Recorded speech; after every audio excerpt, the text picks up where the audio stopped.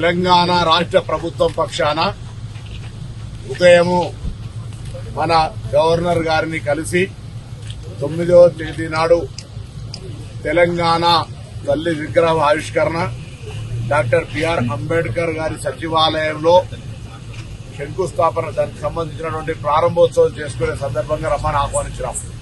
దాని తదుపరి మన రాష్ట్రం నుంచి ప్రాతినిధ్యం వహిస్తున్నటువంటి కేంద్ర మంత్రి కిషన్ రెడ్డి గారిని కలిసి ప్రభుత్వం పక్షాన వారికి కూడా ఆహ్వానించడం జరిగింది.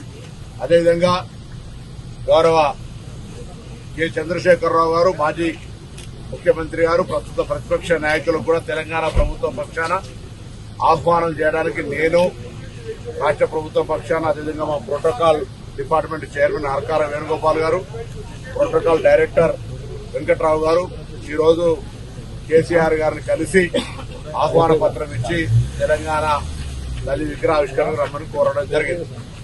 ఈ సందర్భంగా తెలంగాణ తల్లికి సంబంధించినటువంటి విగ్రహావిష్కరణ కాబట్టి ప్రభుత్వం పక్షాన మర్యాదగా మాకుండేటటువంటి సమాజంలో తెలంగాణ వారిని అందరినీ కూడా గౌరవించుకోవాలనే ఉద్దేశంతో అందరినీ కూడా ఇందులో భాగస్వాములు చేయాలని చెప్పి వారికి ఆహ్వానించడం జరిగింది. రమ్మని చెప్పినాం, ఆహ్వానించినాం.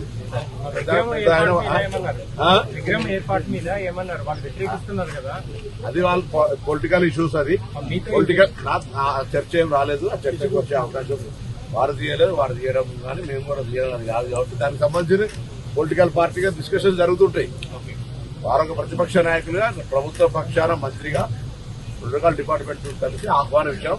ఆహ్వానం మేరకు మాత్రమే పరిమితం ఇది, అంతే తప్ప దానికి సంబంధించిన రాజకీయ చర్చ కానీ లేదా ఇంకెద్దరు డిస్కషన్ ఏం లేదు. జస్ట్ కర్టసీ వారు భోజన సమయంలో వచ్చినారు కాబట్టి వారు భోజనం చేయమన్నారు, భోజనం చేయాలి. వారు నిర్ణయం తీసుకుంటారు. నేను సానుకూల వస్తుందా లేదా అని అడగడం మంచిది కాదు, వారు మాకు చెప్పడం కూడా మంచిది. వారి నిర్ణయాన్ని తప్పకుండా మీ ద్వారా సమాజానికి చెప్తారని ఆశిస్తాము. మేమైతే తెలంగాణ ప్రభుత్వం పక్షాన ఉంటే తెలంగాణ ఏర్పాటుకు సంబంధించి ఇంటర్నల్ పాలిటిక్స్ ఉంటాయి. తెలంగాణ రేపు కేంద్రం నుంచి కావచ్చు లేదా తెలంగాణ అభివృద్ధికి సంబంధించి అందరం కలిసి అన్ని రాజకీయ పార్టీలు తెలంగాణ అభివృద్ధికి సంబంధించి కలిసి ఉండాలని కోరుకుంటా ఉన్నాం.